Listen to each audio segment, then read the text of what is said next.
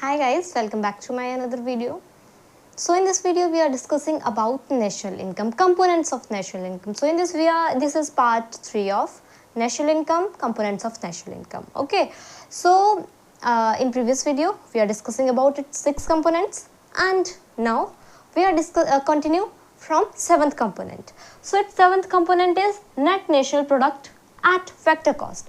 पहले जो हमने पढ़े वो सारे मार्केट प्राइस से रिलेटेड थे, जो अब हम पढ़ रहे हैं वो है फैक्टर कॉस्ट से रिलेटेड. तो देखो फटाफट से नेट नेशनल प्रोडक्ट क्या होता है.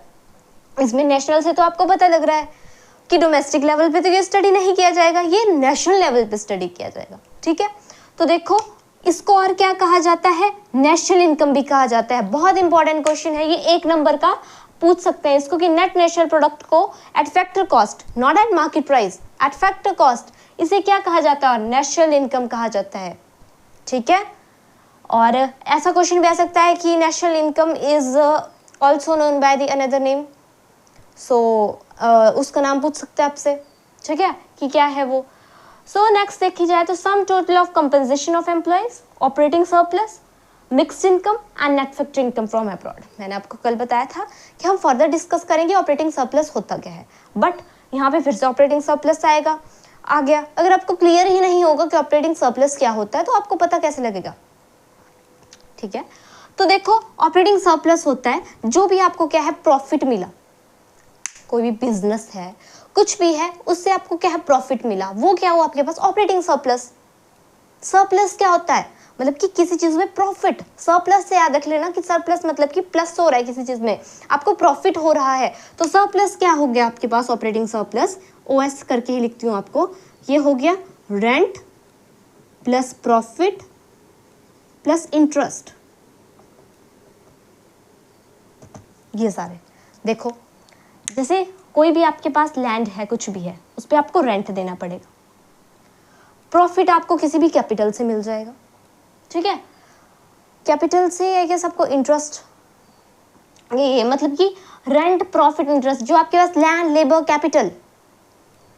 ठीक है, तो फिर ये है, तो उन पे क्या है, उनसे आपको क्या, जो प्रॉफिट मिल रहा है, रेंट मिल रहा है आपको, प्रॉफिट मिल रहा है, इंटरेस्ट मिल रहा है, ये सारे क्या है, आपको प्रॉफिट मिल रहा है किसी भी बिजनेस से. ठीक है, तो ये क्या हुआ आपके पास, operating surplus. Compensation of employees क्या हुआ, जैसे आपने उनको कोई भी पेमेंट करनी है in the form of cash और एनीथिंग, तो ये क्या हो, कंपेंसेशन ऑफ एम्प्लॉयज. एम्प्लॉयज को क्या दे रहे हो आप, कंपेंसेशन, उनकी सैलरीज दे रहे हो एक टाइप से. ठीक है, तो ये हुआ आपके पास compensation of employees. Operating surplus आपको क्लियर हो गया, कोई भी प्रॉफिट हो गया. मिक्स्ड इनकम आपको पता है कि मिक्स्ड इनकम होती क्या है. ठीक है, और net factor income from abroad, ये भी आपको पता है कि जो हमें अब्रॉड से क्या है, जो भी इनकम प्राप्त होती है.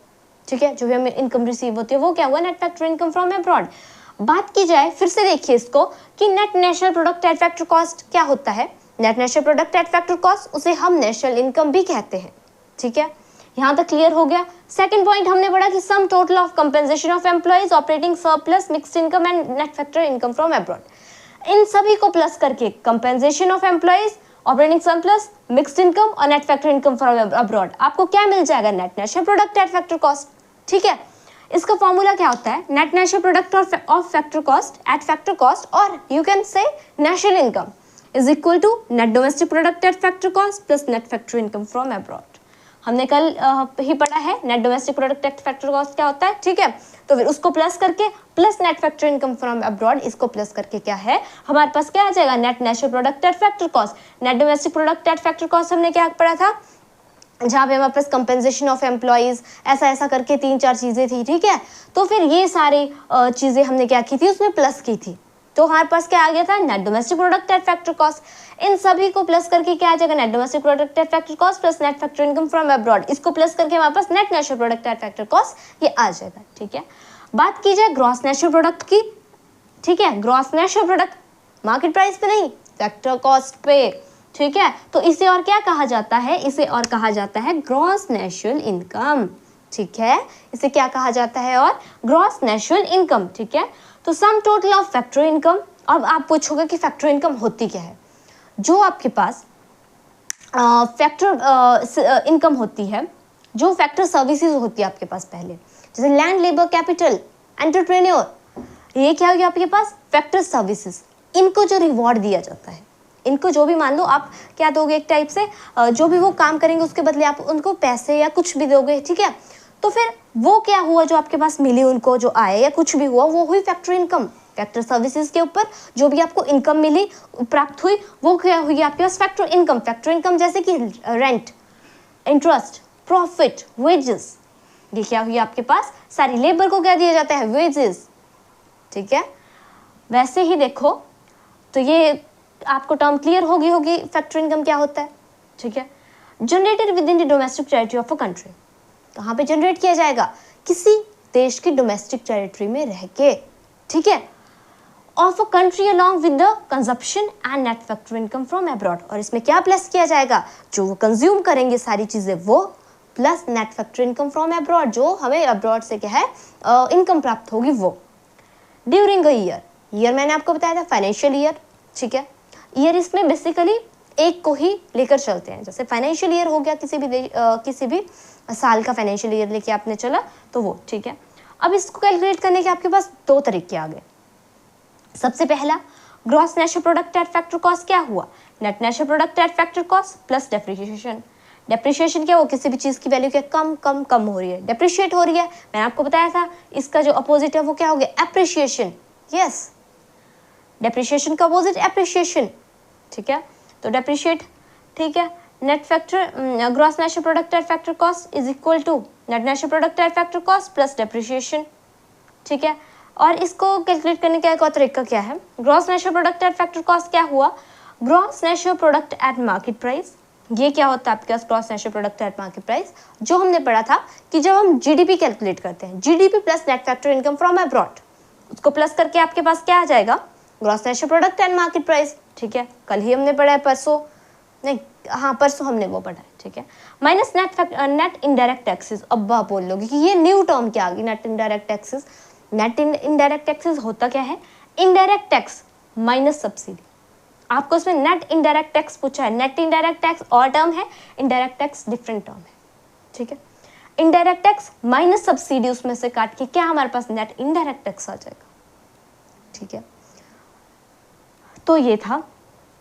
अब जो मैंने आपको ये टर्म्स पढ़ाई सारी कोरिलेटेड है एक दूसरे से।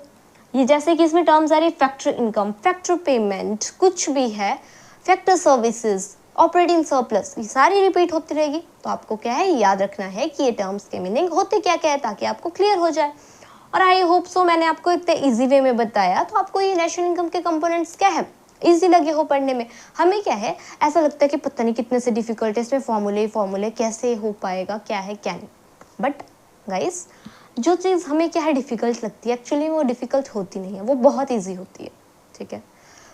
तो अगर देखो आपको कई बार न्यूमेरिकल आएंगे तो आपको उसमें क्या बोला होगा कि आपने कैलकुलेट करना नेट इनडायरेक्ट नहीं, आपने मान लो कुछ भी gross national product at factor cost आपने कैलकुलेट करना है। आपको उसमें न्यूमेरिकल में जीएनपी एट एमपी तो दिया होगा, मान लो कई बार ये भी दिया होगा, तो वहाँ पे आपके पास जीडीपी दिया होगा और net factor income from abroad दिया होगा, तो आपको उसको प्लस करके क्या है जीएनपी एट एमपी निकल जाएगा, ठीक है। ये निकल गया आपके, फिर आपके पास आया नेट इनडायरेक्ट टैक्स। आपको नेट इनडायरेक्ट टैक्स ये नहीं है उसमें, ठीक है, ये डाटा दिए नहीं है आपको, दे रखा है indirect tax minus indirect tax दे रखी है वैल्यू उसकी, और सब्सिडी की वैल्यू दे रखी है।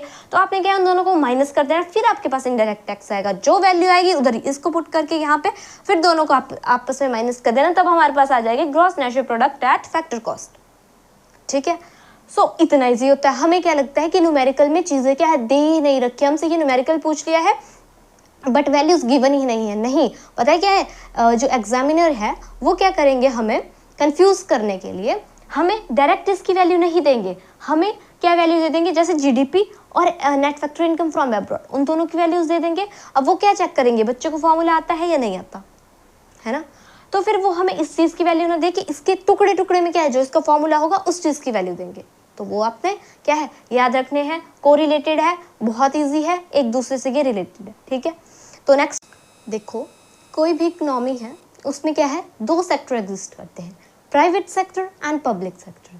तो देखो नेक्स्ट हम इसमें बात करेंगे कि factor income from net domestic product accruing to private sector. ये होता क्या है कि net factor income from net domestic product NDP से एक्यूरिंग टू प्राइवेट सेक्टर, ठीक है। ये हम पढ़ेंगे। तो इसमें हमें ये बेसिकली यही बताया है, कोई भी इकोनॉमी है, दो सेक्टर होते हैं, private sector and public sector. तो देखो सबसे पहले पब्लिक सेक्टर, जिसे आप गवर्नमेंटल सेक्टर भी कहते हैं, गवर्नमेंट जिसमें इन्वॉल्व होती है। पब्लिक, कोई गवर्नमेंट इन्वॉल्व नहीं होती पब्लिक सेक्टर में, ठीक है। प्राइवेट सेक्टर में देखिए, सॉरी मैंने आपको बोल दिया पब्लिक सेक्टर में इन्वॉल्व नहीं थे। नो, प्राइवेट सेक्टर में इन्वॉल्व नहीं होती गवर्नमेंट। पब्लिक सेक्टर क्या है? गवर्नमेंटली सेक्टर, ठीक है। तो देखिए प्राइवेट सेक्टर क्या होता है? It includes all enterprises owned, controlled and managed by the private individual. इसमें यही कहा गया है, प्राइवेट सेक्टर में क्या है, कोई भी आपके पास एंटरप्राइजेस है, वो कौन ओन करेगा, किसका कंट्रोल होगा उस पर? ऑब्वियसली प्राइवेट सेक्टर का। जब नाम ही प्राइवेट सेक्टर है, गवर्नमेंट क्यों उसमें इंटरफेयर करेगी, ठीक है। नेक्स्ट देखो पब्लिक सेक्टर। पब्लिक सेक्टर यहाँ पे से गवर्नमेंट सेक्टर भी कह सकते हैं। इसमें क्या है? Departmental enterprise and non departmental enterprise, two types के होते हैं। इसमें बेसिकली गवर्नमेंट इन्वॉल्व होती है। डिपार्टमेंटल एंटरप्राइजेज में क्या आती है आपके पास? जैसे रेलवे होगी, टेलीग्राफ सर्विसेज होगी, ये आपके पास डिपार्टमेंटल एंटरप्राइजेज में। बात की जाए नॉन डिपार्टमेंटल एंटरप्राइज में कौन आ गई? नॉन डिपार्टमेंटल एंटरप्राइज में आपके पास आ गई जैसे एयरलाइंस है, एयर इंडिया है, कोई भी इंडियन एयरलाइंस है, वो क्या आ गया आपके पास? नॉन डिपार्टमेंटल एंटरप्राइजेज में, ठीक है। सो आज हमने इतना ही करेंगे हम, ताकि आप कंफ्यूज ना हो, अच्छे से समझ आ जाए, अच्छे से रिवाइज कर लेना, ठीक है। And tomorrow we are discussing its part 4। वो लास्ट वीडियो होगी हमारे पास नेशनल इनकम की, ठीक है। पार्ट 4 जो होगा इसके पास, हमारे पास बेसिकली इसके 3 कंपोनेंट्स बचते हैं और उनको हम कल अच्छे से डिस्कस करेंगे। और उसके बाद हम करेंगे जो मेथड्स है कैलकुलेट करने के लिए नेशनल इनकम के 3 मेथड्स है, उन्हें हम देखेंगे, ठीक है। So I hope so guys you are clear with this topic. If you understand this topic, please like, share, subscribe to my YouTube channel 10 Minute Economics, and don't forget to like my video. And till then, take care. See you soon in my next videos. Thank you.